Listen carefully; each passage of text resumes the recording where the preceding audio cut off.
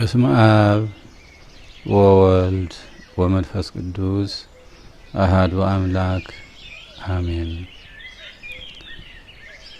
እንግዲህ ስለ ቅዱስ ያሬድ በምንነጋገርበት ጊዜ ስለ ኢትዮጵያ ቤተክርስቲያን ነው የምንነጋገረው። ስለዚህ በኢትዮጵያ ኦርቶዶክስ ተዋሕዶ ቤተክርስቲያን ቅዱስ ያሬድ ትልቅ ቦታ ያለው ነው። ታሪካዊ ቦታ ያለው ነው። ታላቅ ክብር አለው። በኢትዮጵያ ብቻ ሳይሆን በዓለም ሁሉ የታወቀ እና የተደነቀ ታሪክ ያለው ነው ቅዱስ ያሬድ። ቤተክርስቲያናችን የሚዜመው ዜማ ሁሉ ከቅዱስ ያሬድ የተገኘ ነው። ሁሉ እስካሁን ድረስ ያልተሰለቸ የማይሰለች ድርሰት ነው የደረሰው እና ቅዱስ ያሬድን ወላዲ አእላፍ ብንለው ማጋነን አይሆንም።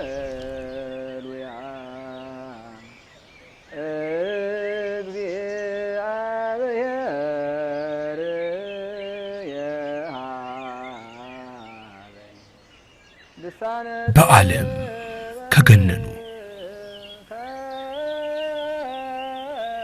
ዓለም ከተለዩትም መካከል ይህ የተለየ ነው ብላ በተደንቁ ከልላ ከምትጠብቃቸው ስፍራዎች መካከል አንዱና ብርቅዬው ነው።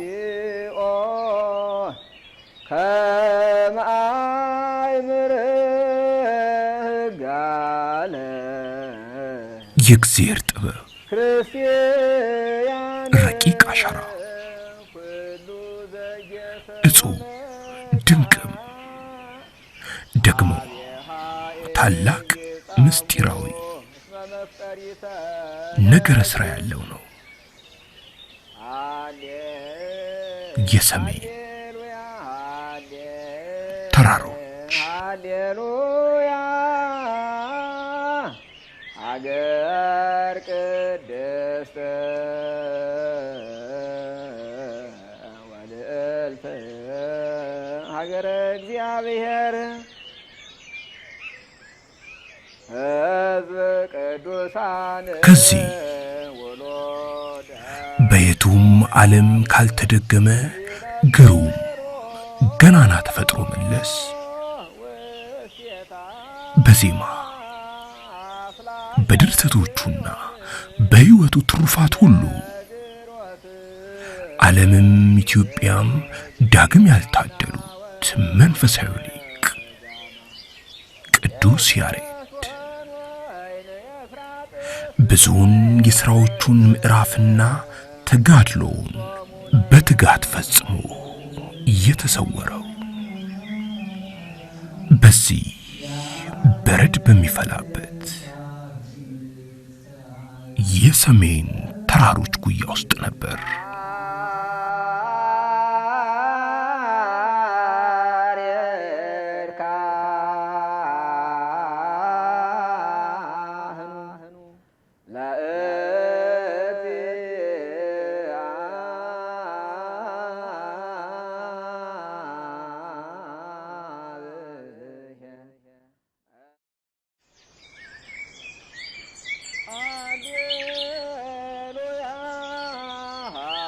የዛሬዋ አክሱም በማለዳ የቀዘቀዘ ድባብ እንዲህ ናት።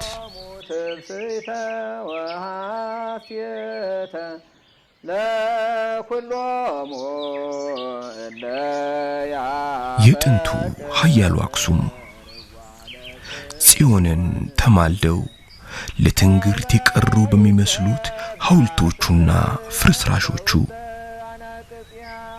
የአክሱምን ስም አጠራር ከመቃብር በላይ እንዲሁ ታድገውታል። ከመቀዲሙ ይብየ እግዚአብሔር ረድ አዋድና ወሰሃላ የጥዑመ ልሳን የቅዱስ ያሬድ ውልደትና ታሪካዊ እድገቱ በዚህ በገናናው የአክሱም ዙሪያ ነበር። ከዛሬ 1500 ዓመታት በፊት ወቃለ እግዚአብሔር 493 ዓመተ ምህረት በአክሱም አካባቢ መደባይ ታበር በሚባል ቦታ ነው ቅዱስ ያሬድ የተወለደ።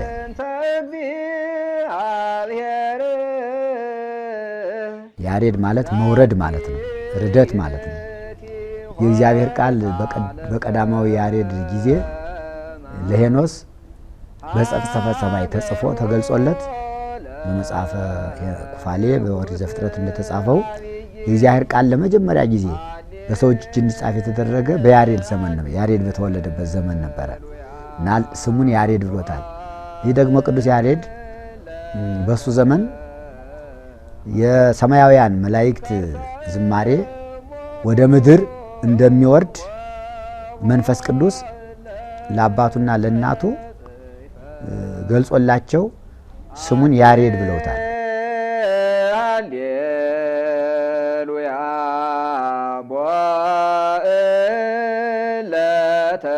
አባቱ እንደተወለደ ቀደም ብሎ ስለሞተ እንግዲህ እናቱ ሊቀ ካህናት ጌዴዎን ይባላል። አጎቷ ወንድሟ ነው። እንግዲህ ወደ ወንድሟ እንግዲህ እንዲያስተምርላት ቅዱስ ያሬድን ሰጥታለች። 7 ዓመት ሲሞላው ነው። ከዚያ በኋላ ግን ከገባ በኋላ እስከዚህ ከጀመረው በኋላ እንግዲህ ያው ትምህርት ማጥናት አቅቶት ለ7 ዓመታት ያህል አልተገለጸለትም ነበረ።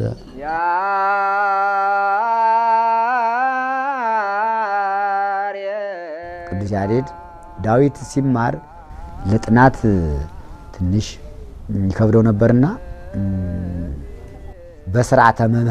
በስርዓተ መምህራን ደቀ መዛሙርቶቻቸውን ሲያስተምሩ ቢያውቁም ባያውቁም ቢማሩም ባይማሩም ስርዓት አለ። ሰዓት ሲያሳልፉም ሰዓት ካሳለፉ ተኙ ይባላሉ። ይተኛሉ። ተንበርክከው ተኝተው መምህራን ጨንገር ይዘው በቀኝና በግራ በስመ አብ ወወልድ ወመንፈስ ቅዱስ ብለው ባርከው ከዚያ በኋላ ቃል ያስገባሉ። ከዛሬ ጀምሮ ሰዓት እንዳታሳልፍ፣ የተማርከውን እንድታጠና፣ ያልተማርከውን እንድትማር በመጠኑ ለካ አድርገው እንዲማሩ ያደርጋሉ። በዚህ ስርዓት መምህሩ ጌዴዎን ቅዱስ ያሬድን በስርዓተ መምህራን ትንሽ ገርፈውታል። በዚህ ምክንያት ሕፃን ስለነበረ ደንግጦ ወደ ሌላ ቦታ ወደ አክሱም ለመሄድ ተነሳ ይላል።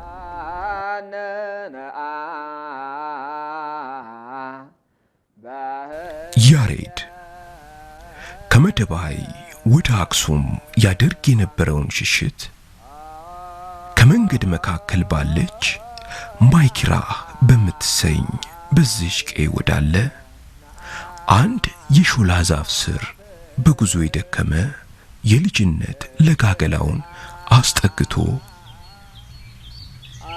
ጋለላለ። ሃሌሉያ ከመሶበ ወርቅ የቦታ ቅዱስ ቦታ ነው። ከዚያ ከጥላ አልፎ ሳለ አንድ ትል እንግዲህ ፍሬዋን ለመብላት እንግዲህ ይወጣና መካከሉ እየወደቀ 6 ጊዜ እየወደቀ በሰባተኛው ግን ወደ ዛፊቱ ወጥቶ ፍሬዋን ሲመገብ አይተዋል። ለዚህ ትሉ እንኳን እንዲህ ተአምራት ያደረገ ለእኔም ደግሞ እግዚአብሔር ተአምራት ያደርግልኝ ይገልጽልኝ ይሆናል በማለት እንግዲህ መንፈስ ቅዱስ የሐሳብ አሳደረበት ማለት ነው። ከዚህ በኋላ እንግዲህ በዚህ አልተወሰነም።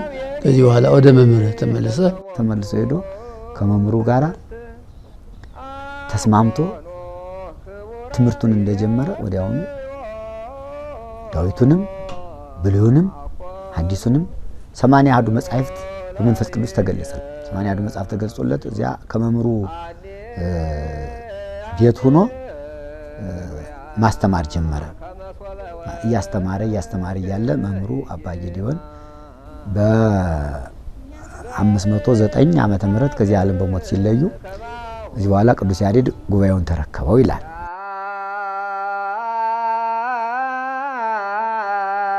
ያሬድ ቃላትን እያስተማረ ደቀ መዛሙርትን እያፈራ ነበር። ያም ዘመን የደገኛው የአክሱም ንጉስ የአጼ ገብረ መስቀል ዘመነ መንግስት ነበር። በጣም ዘፈን ይበዛ ነበር ይላል በዚያ ወቅት። እንዴ ዘፈን የኃጢአት ምልክት ነው። ይህንን ዘፈን የሚያስረሳ የእግዚአብሔር ቃል ለዚች ሀገር ያስፈልጋታል ብሎ እግዚአብሔርን ወደ እግዚአብሔር ይጸልያል፣ እግዚአብሔርን ይጠይቃል።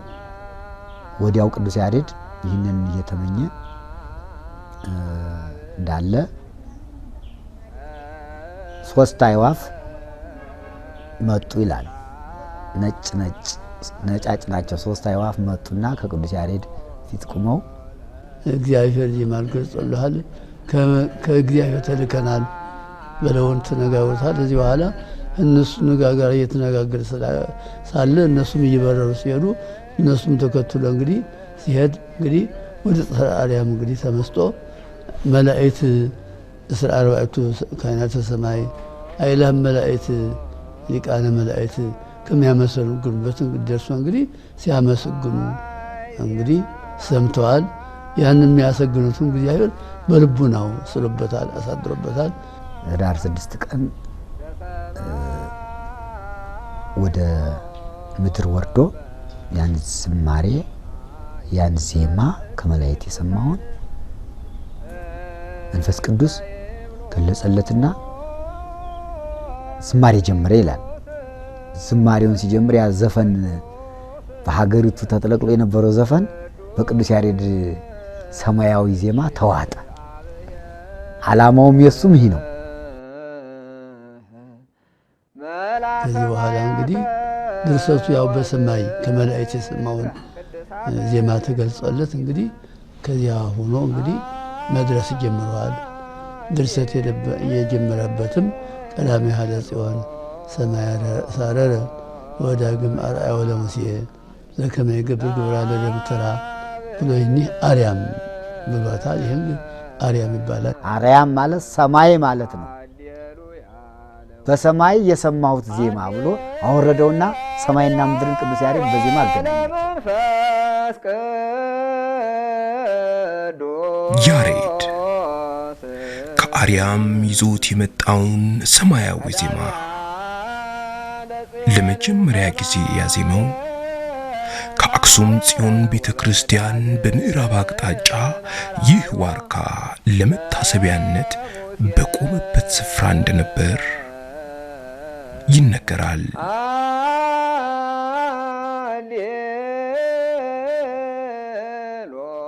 የምስጋና ዜማውም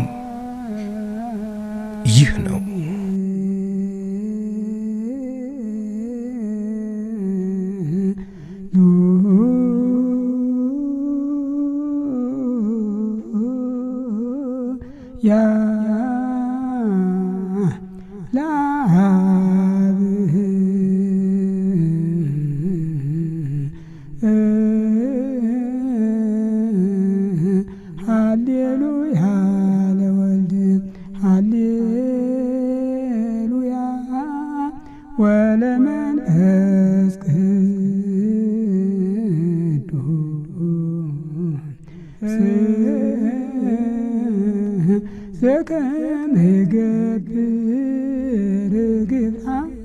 የያሬድ ሰማያዊ ዜማ የእውነት ንጹህና እርግጥም ሰማያዊ መሆኑ ለ7 ቀናት ሱባኤ ከተያዘለት በኋላ ነበር ወደ ቤተ ክርስቲያን አገልግሎት እንዲካተት የተደረገው።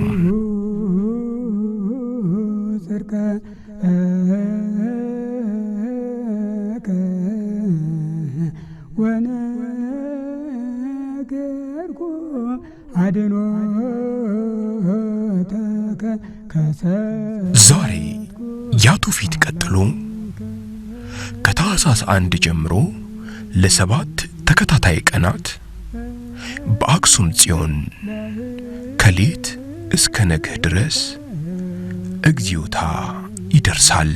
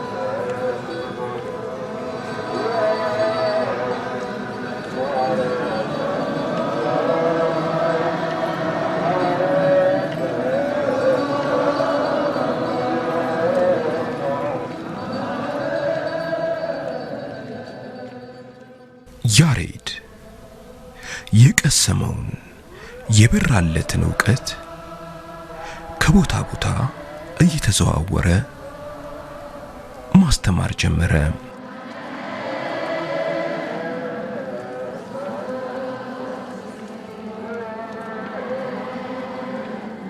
ደቀ መዛሙርቶችን አስተማረ። ጉባኤ ተከለ። ሀቢራ፣ እስክንድራ፣ ብስድራ፣ መንክራ ይባላሉ ታላላቆቹ ደቀ መዛሙርቶች የቅዱስ ያሬድ እሱ ጋር አብረው በተመስጦ ማህሌቱን ሲቆም አብረው የሚቆሙ። ያዋላ ተጀመረ፣ አዲስ ማህሌት ጀመረ። በሰማይ ያየውን ማህሌቱን ጀመረው፣ አቋቋሙን ጀመረው፣ እንዴት መቆም እንዳለባቸው ደቀ መዛሙርቱ ሊቃውንቱን። የፊቶኛው በልማድ ነበር እንጂ ስልት አልነበረውም። ከበሮ ቤት ላይ መቀመጥ እንዳለበት፣ መቋሚያው እንዴት መያዝ እንዳለበት፣ ጸናጽሉ እንዴት መያዝ እንዳለበት፣ ዜማው፣ ምዕራፉ፣ ጾመ ድጓው፣ የምዕራፍ አደራረሱ፣ አጠላለፉ እንዴት እንደው ቅኔው በምን እንደሚገባ ሁሉንም ነገር አስማምቶ አዲስ ማህሌት ለኢትዮጵያ ጀመረላት ቅዱስ ያሬድ።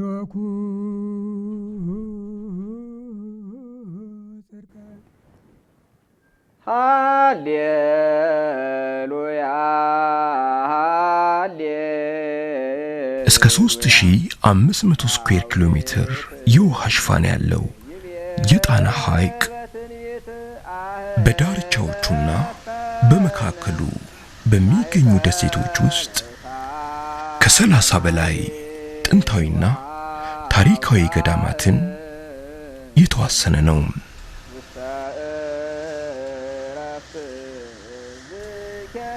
የኛም የማለዳ የጀልባ ጉዞ የቅዱስ ያሬድን ፍኖት ተከትሎ ወደ አንዱ ታላቅ ገዳም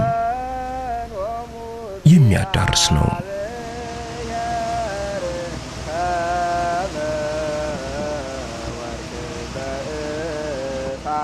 ይህ ጥንታዊ ታሪካዊው የጣና ቂርቆስ ገዳም ነው።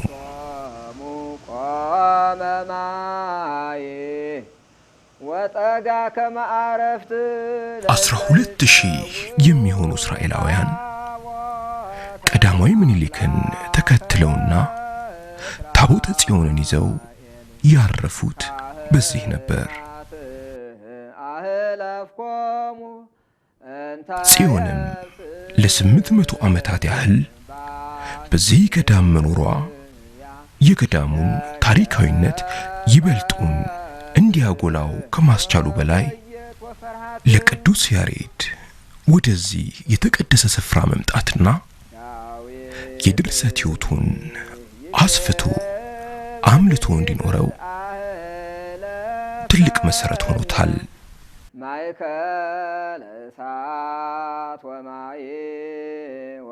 ቅዱስ ያሬድ የድርሰት ሥራውን በዚህ ገዳም ሳይጀምር እንዳልቀረ ይህ ምልክት አልባ ድርሰቱ አብነት ሆኖ ይጠቀሳል።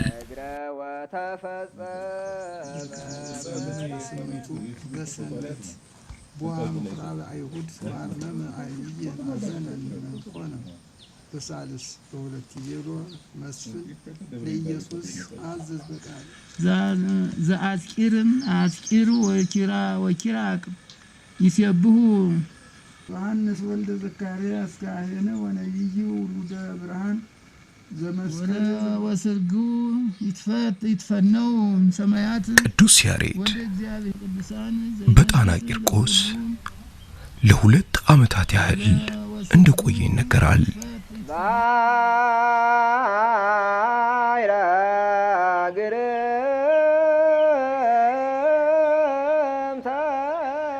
በዘመኑም ለጽሕፈት አገልግሎት ይጠቀምባቸው የነበሩ ፍልፍል የቀለም መበጥበጫ ድንጋዮች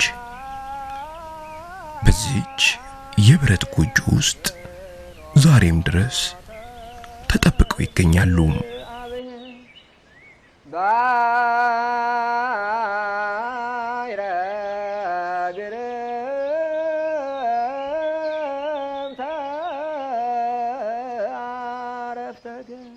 የያሬድ ዜማና ድርሰት እየሰፋ እየመላ እየጎመራ በሄደ ቁጥር የቤተ ክርስቲያኒቱን አምልኳዊ ሥርዓት በተለየ ቃና በረቀቀም ይዘት ያጣፍጠው ገባም።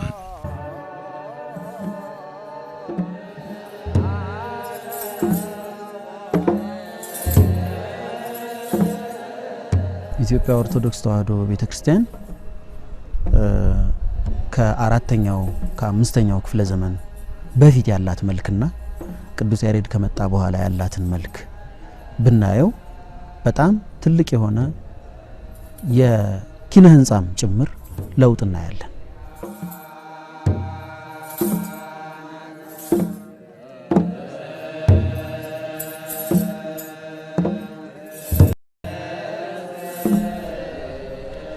ከዛ በፊት የነበረው ምንባባትን የማንበብ ጥቂት በቶራህ ያነባበብ ስልት ዜማዎችን በውጣ ውረድ የማንበብ ነገር ብቻ ነው እንጂ እንደ የተሰካ ማህሌታዊ ቅርጽ ያለው ዜማ በኢትዮጵያ ኦርቶዶክስ ቤተክርስቲያን ትራዲሽን ውስጥ አልነበረም። ትልቅ ማህሌት በመምጣቱ ምክንያት ኪነ ህንጻዎቹ ሳይቀር ባሲሊካ ቅርጽ የነበራቸው ኪነ ህንጻዎቿ ሳይቀር ማህሌት ይመጣና መልኳን ይቀይረዋል። የኪነ ህንጻዊ መልኳን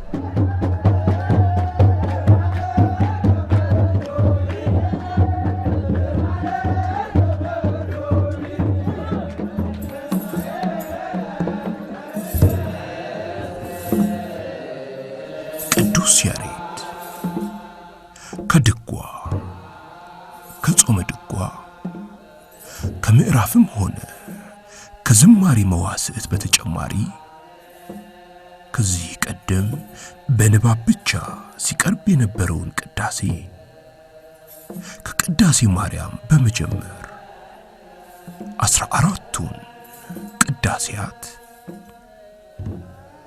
በዜማም አድርሷል።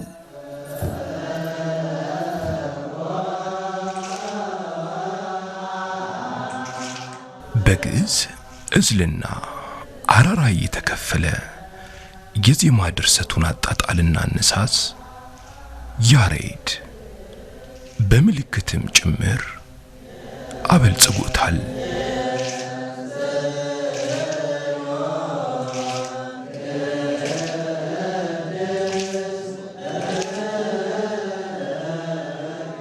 ግዕዝ ምንም የሌለው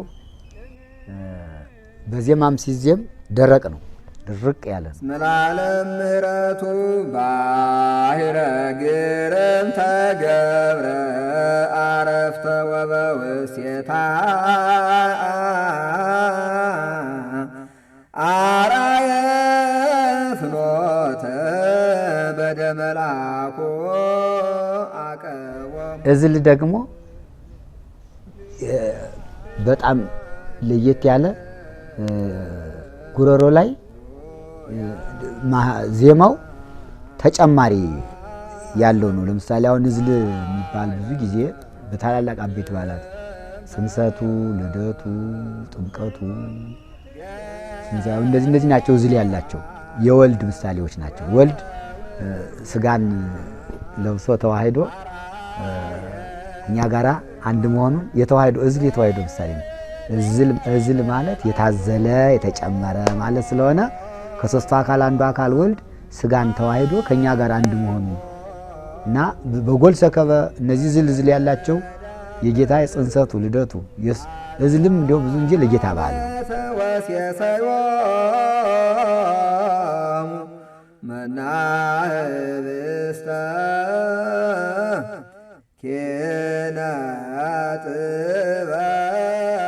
አራራይ ደግሞ ለየት ያለ ዜማ ነው ያለው። የአራራይ ዜማ ደግሞ ከሁለቱ ለየት ይላል። በጣም ያስረቀርቃል። የሚያሳዝን ነው። አሳዛኝ ናት። የአራራይ ዜማ በጣም ያሳዝናል። ምልክቶቹም ራሱ ለየት ያሉ ናቸው።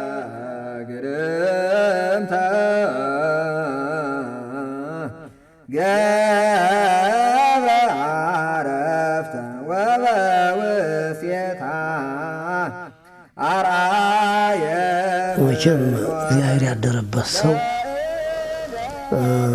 የማያደርገው ነገር የለም። ተስኖት የሚቀር ነገር የለም። ቅዱስ ያሬድ የሚያቀርበው ሰላምታ ሁሉ ዜማ ነው። ሲገርመኛል ሳስበው ዳህድኑ ዝስኩ አረጋዊ አወክቡ አባታቸው ደህና ነውን ሲል በዜማ ነው ያቀረበው እና ያው ጣዕም ባለው በቀዳሚ ገብረ እግዚአብሔር ብሎ ደግሞ ከብሉያቱ በጠቅላላ የኢትዮጵያ ቤተ ክርስቲያንን ዚራ እንደ ቅዱስ ያሬድ ያለ ባለውለታ አባት ስለ ኢትዮጵያ ቤተ ክርስቲያን እገሌ ነው የምለው የለኝ። ሃሌሉያ ለአብ ሃሌሉያ ለወልድ። ከዘጠኙ ቅዱሳን መካከል አንዱ ከሆኑት ከአቡነ አረጋዊ ጋር ቅዱስ ያሬድ ወደ ጎንደር ጋይንት ዙር አባ ያደረገው ጉዞ ዛሬ በገዳሙ ለሚገኘው ብቸኛው የዝማሬ መዋሥዕት ማስመስከሪያ ጉባኤ ቤት መሰረቱን ጥሏል።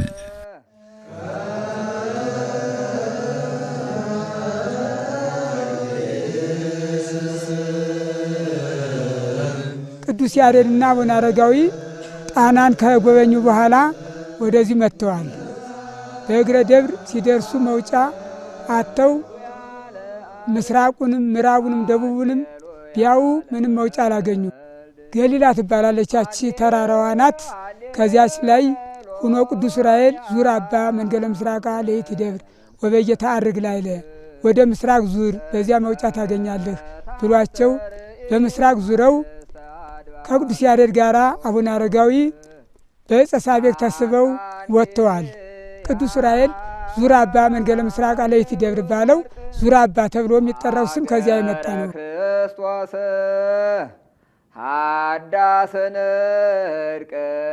አቡነ አረጋዊ ባቀረቡት ጽላት የሐር ድንኳን ተተክሎላቸው የቅዳሴው ስነ ስርዓት ከተፈጸመ በኋላ ቅዱስ ያሬድ ለሥጋው ደሙ ተስማሚ የሆነውን የመጀመሪያ ጊዜ ከዙር አባ አቡነ አረጋዊ ጽርሐ አርያም ገዳም የዘመረው ሰማየ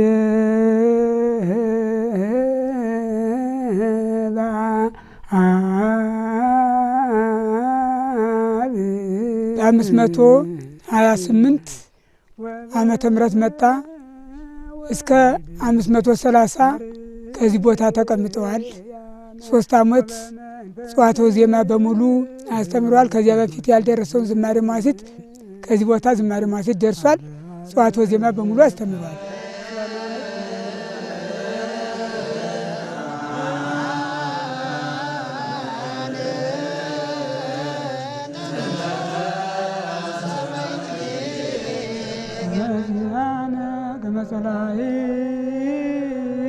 ዝማሬ ለሥጋው ደሙ ተስማሚ ስለሆነ ከቅዳሴ በኋላ የሚዘመር አገልግሎት የሚሰጥ ለሥጋው ደሙ ተስማሚ ስለሆነ ከድረ ቁርባን የሚዘመር ነው።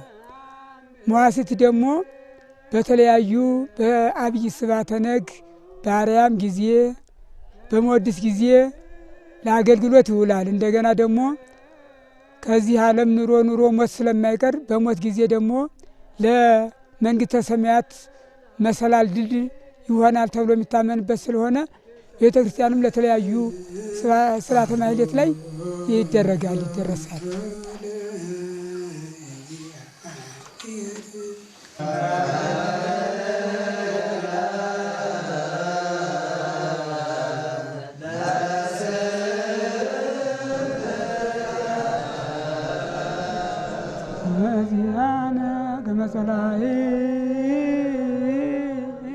የቅዱስ ያሬድ መቋሚያና ጽናጽሉ በዚህ ገዳም ተጠብቀዋል።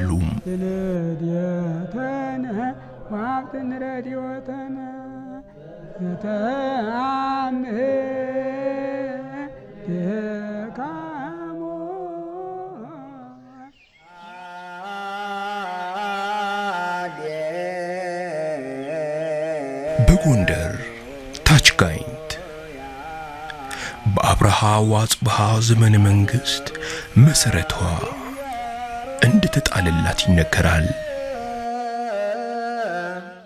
እንታ የተፋቀር ፀሐየ ወወርሃ ከመ ያብረሁ ላቲ ቤተልሔም ዛሬን እንኳ ዳግመኛ ሊያበጃጁት የማይቻል በሚመስል የኪነ ህንጻ ጥበብና በረቂቅ ውብ የጌጥ አጣጣል የተሞሸረች ባለ ሁለት ወለል ደብር ናት።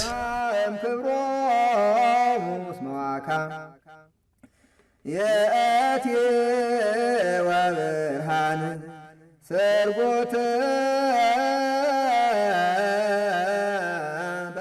ከቅዱስ ያሬድ አንጋፋ ስራዎች መካከል ድጓ በዚህ ይጠናል። አልቦ ማላክተ ለመንግሥትከ በትምህርት አሰጣጡ ሂደት ሁልጊዜም ቢሆን በዚህ ደሳሳ አዳራሽ ድጓው በደቀ መዝሙሩ ታዝሎ ከፊት ይቀድማል። መምህሩ ድጓውን ተከትለው ይገባሉ። ውስተ ሰማያት ወምድር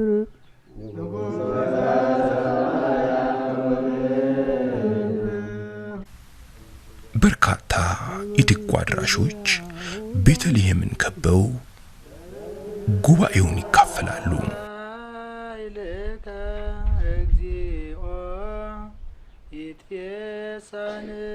ድጓ ማለት እስተጉቡ ማለት ነው፣ ስብስብ ማለት ነው። ቃሉ ትግረኛ ነው እና በዚያ አካባቢ የሚመጡት ምሁራን ስንጠይቃቸው ከጓሳ እንወጣና ከጓሳ ወጥተን ጭማውን ሳሩን ምኑን እንሰብስብና እንከምረዋለን። በሬ ሲታረስ ብሎ ሲመጣ ክምር ከዚያ ክምሩ ስጠው ማለት ነው፣ ድጓው ስጠው እንላለን። በቅሎም ተጋልቦ ብሎ ተጭኖ ብሎ ሲመጣ ድጓው ስጠው እንላለን። ስብስብ የተሰባሰበ ማለት ነው። ቅዱስ ያሬድም ይህንን ድርሰት ሲደርሰው ዜማው ጣይማዊ ዜማው ሰማያዊ እንጂ ዘሩ ምድራዊ ነው እና ከብሉይም ከሐዲስም ከሊቃውንትም እያወጣጣ በዜማ ስላጣፈጠው ድጓ ማለት እስተጉቡ ስብስብ ማለት ነው።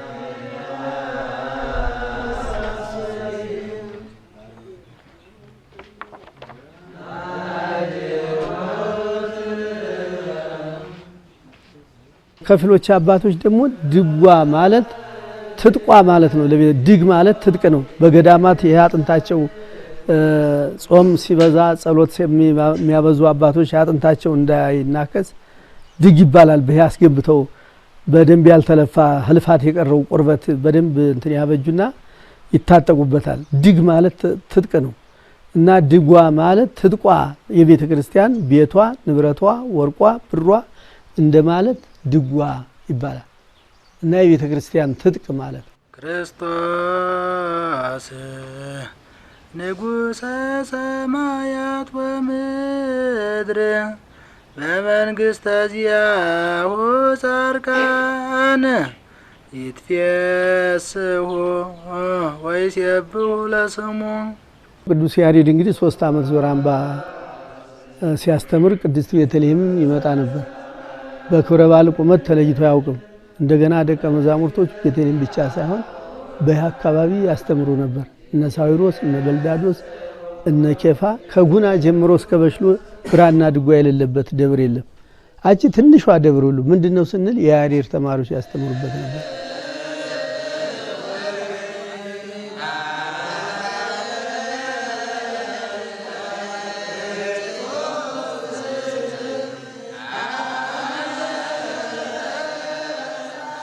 በኢትዮጵያ የስነ ጽሁፍ ታሪክ ውስጥ ኢትዮጵያዊ አንደበት ያለው ስነ ጽሁፍ በመጻፍም ከትርጉም ወደ ወጥ ድርሰት የቀየረው ቅዱስ ያሬድ ነው። ከዛ በፊት እንግዲህ የና አባ ጳኩሚስን የምንኩስና መጽሐፍ ወንጌሎቹንም ከግሪክ ወደ ግዕዝ የመተርጎም ስራ ነው የሰራው። ግዕዝ የመጀመሪያ ስራውም በትራንስሌሽን ነው የጀመረው። ወጥ ድርሰት በራሱ አንደበት በራሱ ሐሳብ የጻፈው መጀመሪያ በቅዱስ ያሬድ ድጓ ነው። ስለዚህ ድጓው የዜማ ብቻ መጽሐፍ አይደለም፣ እንደ ስነ ጽሁፍ የመጀመሪያ ቀዳሚ የስነ ጽሁፍ ስራ ነው። የስነ ጽሁፍ ስራ ስንል እንግዲህ ከሱ በኋላ አባ ጊዮርጊስ ዘጋስጫ እንደጻፉት፣ ርቱዐ ሃይማኖት እንደጻፉት፣ ከዛ ደግሞ ዘርዓ ያዕቆብ ተከትሎ እንደጻፈው አይነት ድርሰት ማለታችን ነው። በዚህ አይነት ሰልፍ ውስጥ ስንመጣ የመጀመሪያ ለነዚህ ከኋላ ለመጡት ጽሁፎች በተለይ ሐይቅ እስጢፋኖስ ውስጥ ለተፈጠሩት ጽሁፎች፣ የሸዋ ስርወ መንግስት ላይ ለተፈጠሩት ጽሁፎች እስከ ጎንደር ለሄደው የጽሁፍ ፈለግ የመጀመሪያውን ሀዲድ ቅዱስ ያሬድ ድጓ ላይ እናገኘዋለን። ስለዚህ የቅዱስ ያሬድ ድጓን ሊቃውንቱ ሲገልጹት ቅዱስ ያሬድ መጽሐፍትን ሁሉ እንደ ንብ ቀስሞ አንድ የጣፈጠ ማር ድጓን ሰራ ነው የሚሉት። በኃይልከ እግዚኦ ይትፌሳ ንጉሥ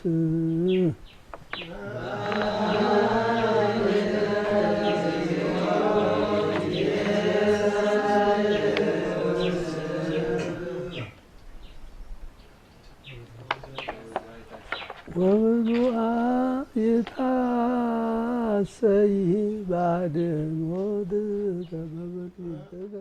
የድጓ የመጀመሪያ ድርሰቱን ከሰራ በኋላ ሌሎች ደግሞ ድርሰቶች ያስፈልጉት ነበረ። የቤተ ክርስቲያንን ሰርቪስ ስታየው በጣም ትልቅ ነው። ስለዚህ በምዕራፍ የተከፋፈለ ለማህሌቱ የሚረዱትን ደግሞ የምዕራፍ አንቀጾችን ሰራ።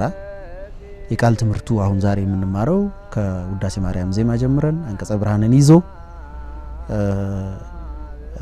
መስተጋብ፣ አርባዕት፣ ሰለስት፣ አርያም፣ ክስተት እነዚህን በሙሉ ደግሞ የያዘውን የምዕራፍን ክፍል ደግሞ ጨረሰ። አንቀጽ ሀሌታን እዛው ጋር ያገናኘዋል። ጾመ ድጓን ይጽፋል። ይሄ የድጓው ክፍል ነው ብለን እናስብ።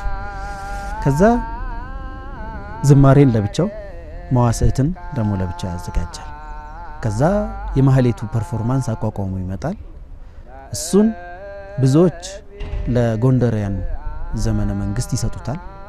ግን መሰረቱ ቅዱስ ያሬድ ድጓ ውስጥ ተፈጥሯል ብዬ ስለማስብ አሁንም ድርሰቱን ወስጄ እኔ በቅዱስ ያሬድ ሐሳብ ውስጥ ነው መቋሚያውን፣ ጸናጽሉን፣ ከበሮንም ማስቀምጠው ማለት ነው።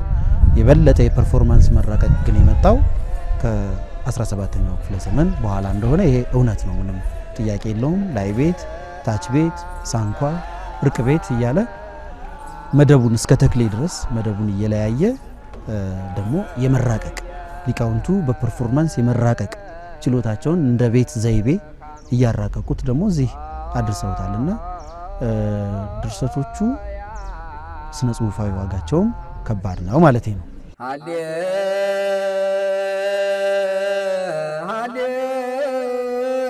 የቅዱስ ያሬድ ድርሰት የኢትዮጵያን ሕዝብ ስነ ልቦና፣ የኢትዮጵያን ሕዝብ የኢትዮጵያን የአየር ንብረት ጠባይ የአየር ንብረቱን ክረምቱን፣ በጋውን፣ አራቱን ክፍላተ ዘመን ለያይቶ እንግዲህ ክፍለ ዘመን እንደሚታወቀው በእኛ ክረምት ሲሆን በአውሮፓ በጋ ነው። በአውሮፓ በጋ ሲሆን በእኛ ክረምት ነው። ክረምት፣ ሀጋይ፣ ክረምት፣ ጸደይ፣ መጸው የምንላቸውን አራቱን ክፍላተ ዘመን ለምስጋና እንዲመቹ 365 ቀን ሙሉ ምስጋና እንዳናጣ በየአይነቱ እንደውም ለዛው በየአይነቱ እንዳይሰለች ንባቡ ለጆሮ ምስጢሩ አይምሮ ዜማው እንዳይሰለች አድርጎ ያስቀመጠ ሊቅ ነው።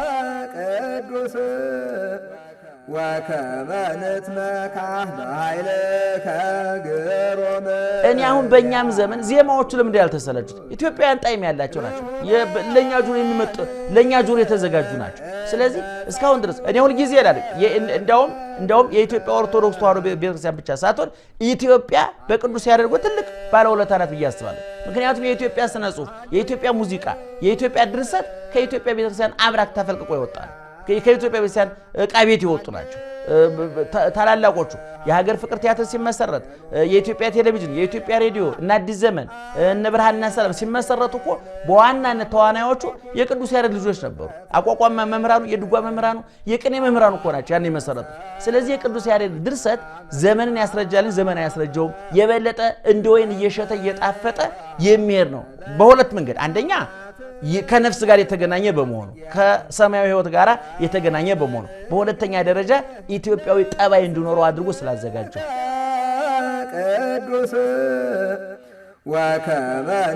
ቅዱስ ያሬድ የወጣለትን የዜማ የድርሰት ፀሐይ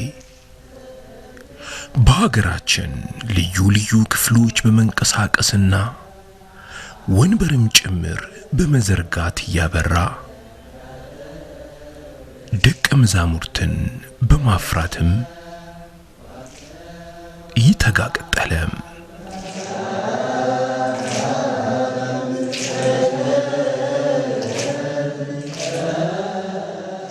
ከያሬድ ረቂቅ ትሩፋቶቹ መካከል አቋቋም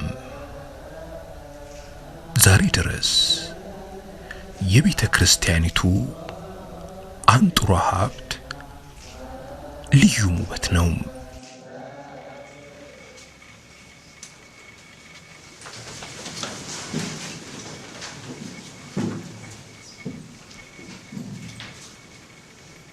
በጎንደር ከተማ ታች ቤት የአቋቋም ጉባኤ ደግሞ የቤተ ክርስቲያኒቱ እጅግ አንጋፋውና ዕውቁ ማስመስከሪያ ነው።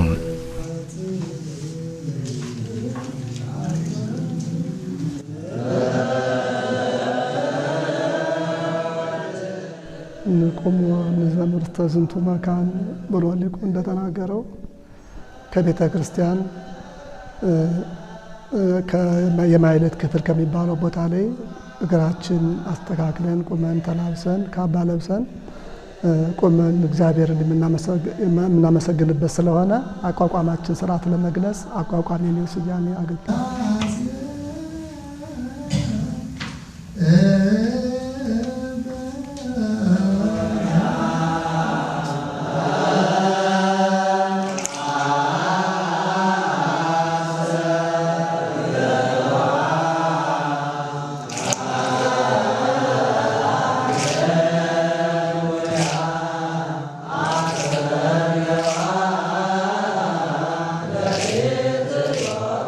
አቋቋም ያው በመጀመር ጥሬ ዜማው እንዳለ ሆኖ ያሬድ ጥሬ ዜማው እንዳለ ሆኖ ዝማሜ፣ ቁም፣ መረግድ፣ ጽፋት፣ አመላለስ፣ ወረብ እነዚህን ያካትታል አቋቋም።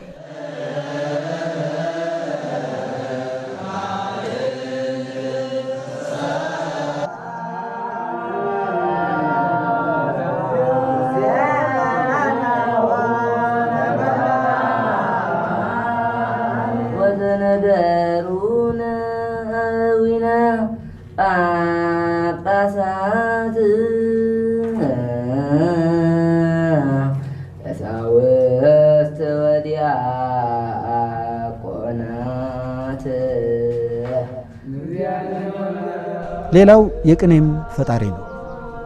ከ15ኛው ክፍለ ዘመን በኋላ በጎንጅ፣ በዋሸራ፣ በዋድላ መዋቅሩ መደቦች ይዞ እስኪወጣ ድረስ ቅኔ የመጀመሪያ መደቡን መሰረቱን የሚያገኘው እዚሁ ድጓ የምንለው ትልቁ ድርሳን ውስጥ ነው።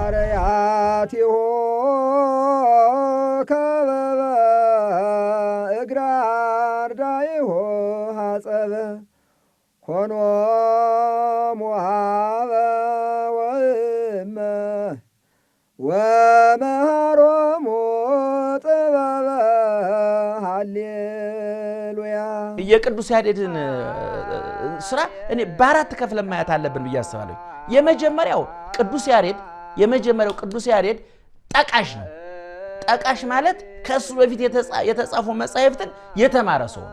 ብሉያቱን፣ ሐዲሳቱን፣ ሊቃውንቱን፣ መጻሕፍተ መነኮሳቱን እስከ 5ኛው መቶ ክፍለ ዘመን እሱ እስከተነሳበት ዘመን የነበሩት መጻሕፍት በጠቅላላ ያነበበ፣ የተረዳ፣ ያወቀ፣ የጠነቀቀ ቅዱስ ነው። ከጠቃሽነቱ ቀጥሎ ቅዱስ ያሬድ ተርጓሚ ነው።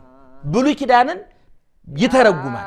የኋላ ሊቃውንት ማመስጠረው ተንትነው ተርጉሞ ተናግረዋል። ስለዚህ ቅዱስ ያሬድ በዚህ በኩል ተርጓሚም ነው፣ ጠቃሽም ነው፣ አመስጣሪም። አራተኛ ደግሞ ትልቁ ማዕረጉ ደግሞ ደራሲ ነው።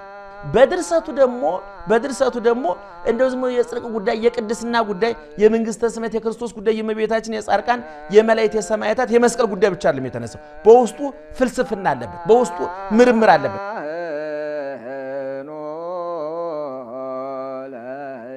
በዜማ ታሪክና ተያያዥ በሆኑ ጉዳዮች የሚመራመሩ አካላት የዜማ ምልክቶች በእርግጥ ተደርሰዋል ብሎ የሚያምኑት ከ17ኛው መቶ ክፍለ ዘመን ወዲህ ነው። እጅግ በተደራጀ ጥልቀት ግን ከ1300 ዓመታት በፊት ያሬድ ይህን ሁሉ ቀድሞ አዘጋጅቶት ነበር። ምዕራባውያኑ ምን ይላሉ? ቅዱስ አምብሮስ የሚባል ሰው በ4ኛው ክፍለ ዘመን ማህሌት የሚመስል ቅርጽ ያለው ነገር ለመካከለኛዋ ዘመን ቤተክርስቲያን አበርክቶላታል ይላሉ። ስለዚህ ቅዱስ አምብሮስ ምን አይነት ዜማ ዜመ ብትል በ7ኛው ክፍለ ዘመን ያገኘናት አንዲት ክርታስ እሱን ትነግረናለች ከማለት በስተቀር የሚሉን የለም።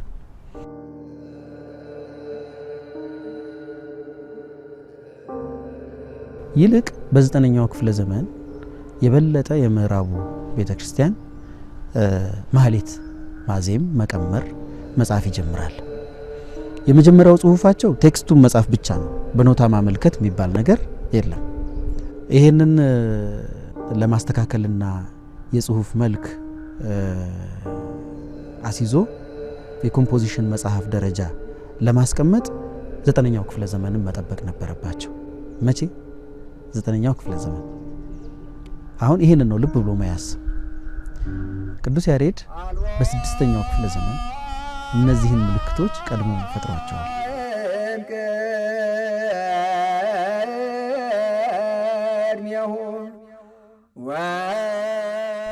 በቅዱስ አምብሮስና እነዚህ በ950 ተገኙ በተባሉት ዜማዎች መካከል ውስጥ የምናገኛቸው ድርሰቶች ከመዝሙር ደረጃ በላይ አይደሉም። መዝሙር ማንም ሰው አጠር ያሉ ሶንጎች ያዘጋጃል። ከሱ በላይ በጣም በትልቅ ጥልቅ ድርሰትነት የተጻፉ አይደሉም።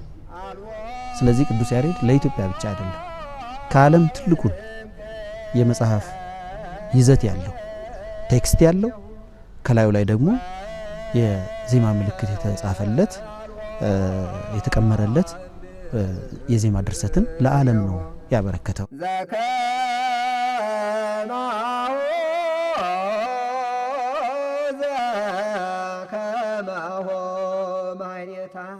በኢስተርን አብያተ ክርስቲያናትን ብንሄድ፣ በዌስተርን አብያተ ክርስቲያናትን ብንሄድ፣ በመካከለኛው ምስራቅ በነበሩት እንደ ሶሪያ በነበሩት አብያተ ክርስቲያናት ያልነበረ አንዳንዶች ከሶሪያ የመጡት 9 ቅዱሳንን ለዚህ መሰረት ሲያረጉ የሚገርመኝ ይሄ ነው። በዛ ሰዓት እነሱ ራሳቸው ይሄ ማህሌት አልነበራቸው።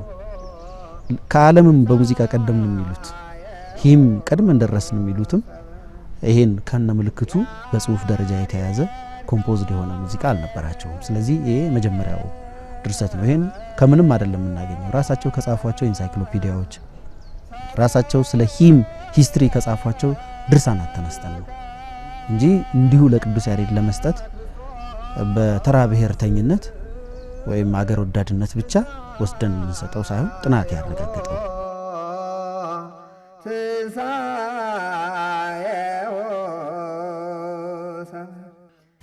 የዚህ ደራሲ የዚህም የዜማ ሰው ስራና ትሩፋት በዓለም መነጽር ያለው ገጽታና ስፍራ በእጅጉን ደብዛዛ ነው። ግሬተርስት ኮምፖዘርስ ሊስት የሚባል ከሚቲዮ ፖኤቲክ ትራዲሽን ጀምሮ እስከ ዛሬ ዘመን ድረስ ያሉትን ኮምፖዘሮች በሙሉ የሚይዝ በየጊዜው የሚያወጧቸው ኢንሳይክሎፒዲያዎች አሉ። ብዙ ኢንሳይክሎፒዲያዎች አገላብጫለሁ። ዋይ የሚባል ሌተር ጋር ሄደ ስትገልጥ 3 ሰዎች ታገኛለህ። ቅዱስ ያሬድ የለም ሁሉም ውስጥ። አምና ከዚህ ዓለም በሞት የተለየ የጃፓን ዩንግ የሚባል ኮምፖዘር አለ። የዛሬ 1500 ዓመት የነበረ ኮምፖዘር እዛ ሊስት ውስጥ የለም። ይሄ የማንም ጥፋት አይመስለኝም። የኢትዮጵያውያን ጥፋት ካልሆነ የማንም ሊሆን አይችልም። ኢትዮጵያውያን እንዲህ አይነት ነገር እንዳላቸው በተለያየ ሁኔታ በሪሰርች በጥናትና ምርምር የተደገፈ የታሪክ ሰዎች የተሳተፉበት አንትሮፖሎጂስቶች የተሳተፉበት ሂዩማኒስቲክ የሆነ ጥሩ ኮሌክሽን ሰርተን ብንሰጥ ዓለም አልመዘግብም የሚልበት ምንም ነገር የለም። ምክንያቱም who is who in the world የሚል አንድ ኮሌክሽን አለ። እዛ ኮሌክሽን ውስጥ ፕሮፌሰር አሸናፊ ከበደ ገብተዋል። እዛ ውስጥ ብትገባ ግን ቅዱስ ያሬድ ደግሞ የለም። እነ ሙላቱ አስታጥቄ የገቡባቸው ኢንሳይክሎፒዲያዎች አሉ። ቅዱስ ያሬድ አሁንም የለም። ቅዱሳን በቤተክርስቲያናችን ራሳቸው የሚጠኑ ናቸው። ይሄ ለዓለማውያን መጻሕፍት ደራሲዎች አያገለግልም፣ ለዓለማውያን ልቦለድ ደራሲዎች አያገለግልም። ምክንያቱም ብዙ ሰዎች የሚኖሩትን አይጽፉም። ቅዱሳን ክርስትናን መጀመሪያ ያጠኑታል፣ ይማሩታል፣ ያነቡታል፣ ያውቁታል። ሁለተኛ ይኖሩታል፣ በተግባር ይተረጉሙታል፣ በህይወታቸው ያሳዩታል። ሶስተኛ የተማሩትን የኖሩትን በተለያየ መንገድ ለትውልድ እንዲተርፍ ለነገ እንዲያድር በጽሁፍ ወለኛ ያስተላልፉልናል። ስለዚህ ቅዱስ ያሬድ ራሱ ቅዱስ ስለሆነ ህይወቱ መናኝ ነው፣ ጻድቅ ነው፣ ባህታዊ ነው፣ ድንግል ነው። በሁሉም ዘርፎች ከሱ በፊት ከነበሩ ሆነ ከሱ በኋላ ከመጡ ቅዱሳን እኩል የሚታይ ነው። ስለዚህ ለቅዱስ ያሬድን ሳነሳ አንድ ነገር ብቻ አይደለም ትዝ የሚለኝ፣ ዜማው ብቻ አይደለም ትዝ የሚለኝ። ስለዚህ ቅዱስ ያሬድ በዚህ መንገድ ስረዳው ነው የኖርኩት።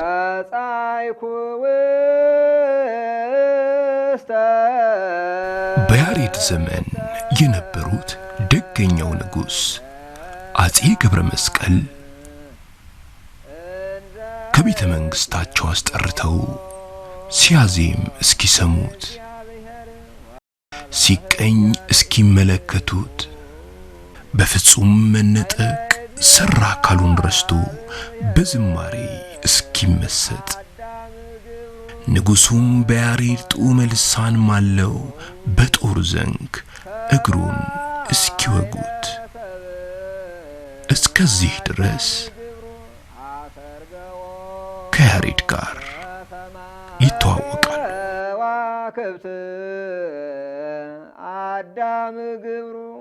ደሙ መፍሰሱ ለሱ አልታወቀውም። ቅዱስ ያሬድ ማህሌት ሲቆም በተመስጦ እንደ መላእክት ስለሆነ ስለ ስጋው አያስብም፣ ምንም አይሰማምና እሳቸው ግን ሲያዩ እግሩ ላይ የደም ምልክት ያያሉና ወግቸዋለሁ ክቸው ነው ብለው ሲያልቅ ዝማሜውን ሲጨርስ ቅዱስ ያሬድ እግርን ወግቻለሁ በተመስጦ ነው እንጂ አንተ ለጎዳፍ አይደለም። ስለዚህ ምን ላድርግልህ ምን ልካስህ አሉት። እምጠይቀውንና ያድርጉልኝ የምለውን ነገር ለማድረግ ቃል ይግቡልኝ ኋላም ቢንዳይሉኝ ብሎ ቃል አስገባቸው። እሳቸውም ፈቃደኛ ሆኑ። በኋላ እኔ ካሳ አልፈልግም፣ ሌላ አልፈልግም፣ ምናኔ ነው የምፈልግና ከእንግዲህ በኋላ እስካሁን አስተምር ያለው በምናኔ ለመኖር ሄዳለሁ እግዚአብሔር ወደ ፈቀደልኝ ቦታ ሲላቸው በጣም አዘኑ። ህዝቡም አለቀሰ፣ ሊቃውንቱም አለቀሱ። እዚያ በኋላ ቅዱስ ያሬድ እነሱን ተሰናብቶ ህድግዎ መንንወ ለዝንቱ ዓለም እያለ አቡነ ምን አለው ህድግዎ መንንወ ለዝንቱ ዓለም ዓለሙን ያላፊ ንብረቱን ያላፊ እያለ ወጥቶ በጸለምት ስሜን ተራራ ደብራዊ በተባለው ታላቁ ተራራ ላይ በምናኔ ወጥቶ እዚያ ተቀመጠ። እስመላለም ምሕረቱ ይብየ ከሰሜን ተራሮች እጫፍ ጫፍ ከሚያፏጨው ቀዝቃዛ የነፋስ ግልቢያ በታች ንብረቱ ለዝንቱ ዓለም አውየ በተጎሳቆለ መልክና አያያዝ በርካታ 100 ዓመታትን ያስቆጠረ ጥንታዊው የቅዱስ ያሬድ ገዳም በዚህ ይገኛል።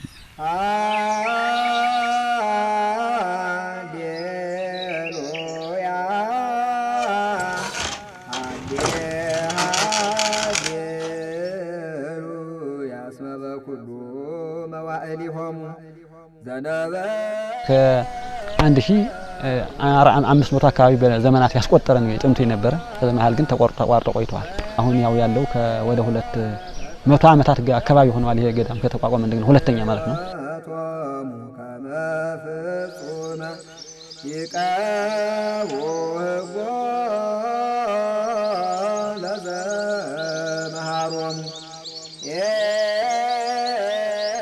ወጫው እንደምታዩት ተራራው ከአክሱም ተነስቶ መጥቶ ለብዙ ዘመናት ሲጸልይበት፣ ሲሰግድበት፣ ሲያገለግልበት፣ ከፈጣሪው ጋር ሲነጋገርበት፣ ለዓለም ምሕረት ሲለምንበት፣ ከፈጣሪው ጋር ቃል ኪዳን የተቀበለበት እና ሲያስተምርበት ድርሰቶችን ሲደርስበት የኖረ ቦታ ነው። ለብዙ ዘመናት ቃል ኪዳን ተቀብሎ የተሰወረበት ቦታ ነው። ገባው ያየሁትን የሰማሁትን የገናናው የካህን የቅዱስ ያሬድን ገናንነት ሳደንቅ ኖርኩ። በእድሜና በውጣ ውረድ የጎበጡ ከ80 በላይ መናንያን ከመሃል ሀገር ፈታኝ በሆነ ርቀትና ጥሞና ውስጥ ገዳሙንና የገዳሙን በረከት ከበው በጥንታዊው የገዳም ሥርዓት በጾም ጸሎት ይኖራሉ።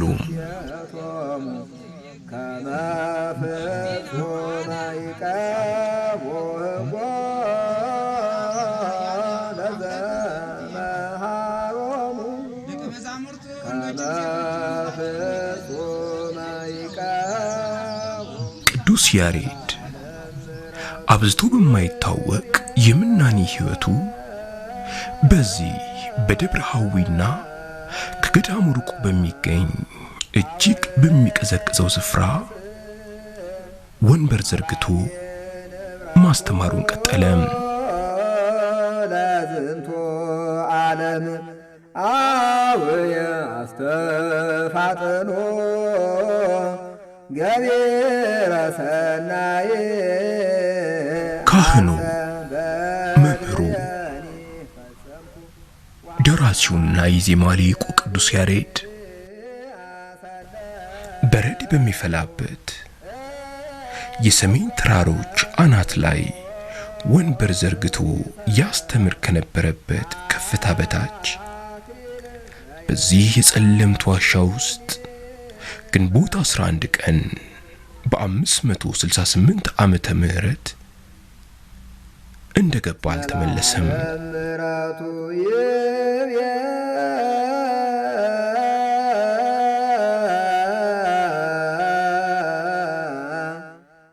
በተሰወረበት በጸለምት ዋሻ ወደ ውስጥ ለውስጥ ዘልቆ ያለፈበት ደጃፍ በቀይ መጋረጃ ተጋርዶ በጋድ ይታያል። መላለም ምሕረቱ ዝንቱ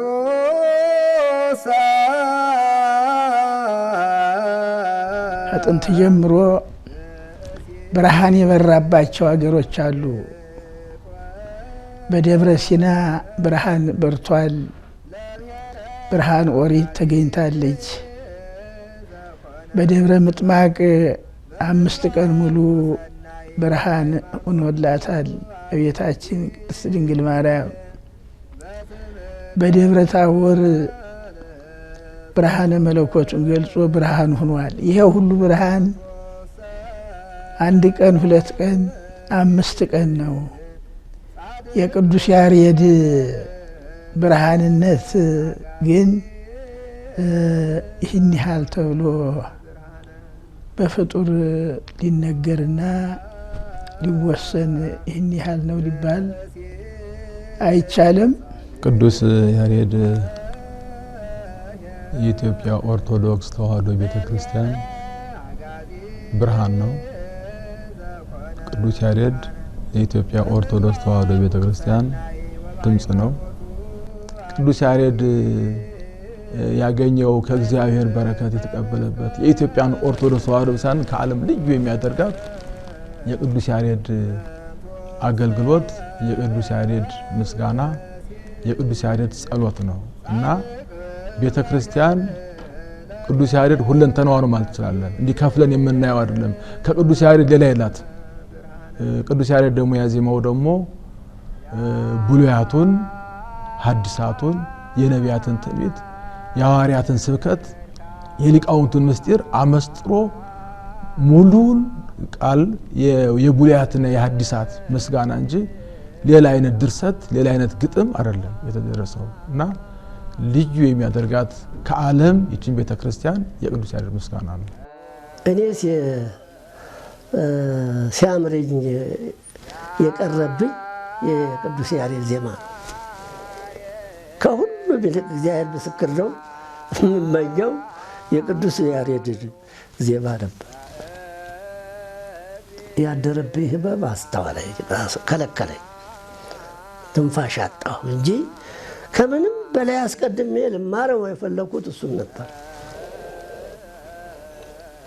እንዳማሪ አሁንም ያምረኛል። እንዲሁ ሳላውቀው አንጎራጉረዋለሁ። ይገርመኛል። ጣዕሙ ልዩ ነው እና ይሄ ተክለ ዝማሜ ሲዘሙ እንዲሁ አንድ ላይ ከነሱ ጋራ እንዲህ ለማለት በሽተኛ ነው የሚያለ አሁን ምንድን አሁን የዚህ ውስጥ እያልኩ ነው እንጂ አንድ ላይ ብዘም ደስ ይለኛል። ሁሉ ነገር የእሱ ጣዕሙ ልዩ ነው። ምድራውያን ሆነን ሰማያውያን ያደርገን። የኢትዮጵያ ኦርቶዶክስ ተዋሕዶ ቤተክርስቲያን በጣም የምትመካበትና የእምነቷ የአስተምህሯ ጥልቅነት፣ ሐዋርያዊነት፣ ክርስቶሳዊነት በእጅጉ አጉልቶ ያወጣ በተግባርም ቤተክርስቲያኗ እስካሁን ድረስ አንድ ሆና እንድትቀጥል ያደረገ አባት ነው። የኢትዮጵያ ኦርቶዶክስ ተዋሕዶ ቤተክርስቲያን አንድ ቃል እንድትናገር ያደረገ፣ አንድ ቃል እንድትናገር በቅዳሴውም አንድ ቃል የትም ብንሄድ ለውጥ የለም። 365 ቀናት በሙሉ ለእግዚአብሔር አገልግሎት እንዲውል አድርጎ ያደራጀ ያዘጋጀ በኢትዮጵያ ምድር ዓመቱ በሙሉ እንዲመሰገን ድፍን ኢትዮጵያ የእግዚአብሔር ቤተ መቅደስ እንድትሆን ያደረገ በመሆኑ የሃይማኖታችን ዋና ምሰሶ ነው ቅዱስ ያሬድ። አይኗም ጆሮዋም አፍንጫዋም ከንፈሯም ጥርሷም እጇም እግሯም ለቤተ ክርስቲያን ቅዱስ ያሬድ ነው። ባጭሩ የምትናገር በሱ ድምጽ ስለሆነ የምትሰማ እግዚአብሔር ጋር የምትናገረኝ የምትሰማ እግዚአብሔርን ቃል በሱ ድምጽ ስለሆነ ድጎን ዘርግታ የምታየው በሱ አይንነት ስለሆነ ከንፈሮቿ የምትናገረውም የሱ ድምጽ ስለሆነ ቁመቱም ማይለት የሚቆም እሱ በእግሩ እንደቆመ ስለሆነ በእጆቿም ከበሮው ጸናጽሉ በቋሚው በሱ እጅ ስለሆነ ቤተ ክርስቲያን ሙሉ አካሏ ነው። ባጭሩ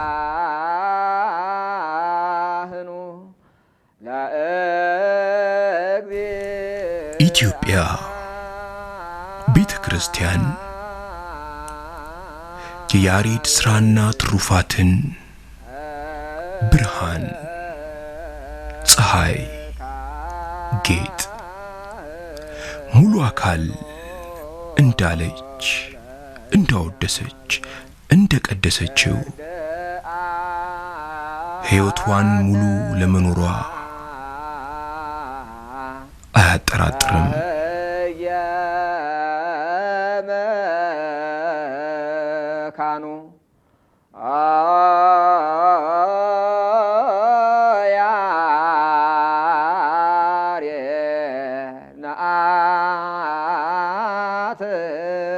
ትርድአ ትርድአነ ነአ ባህየ መካኖ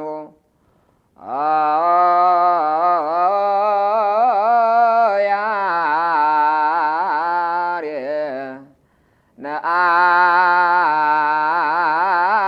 ትርድአ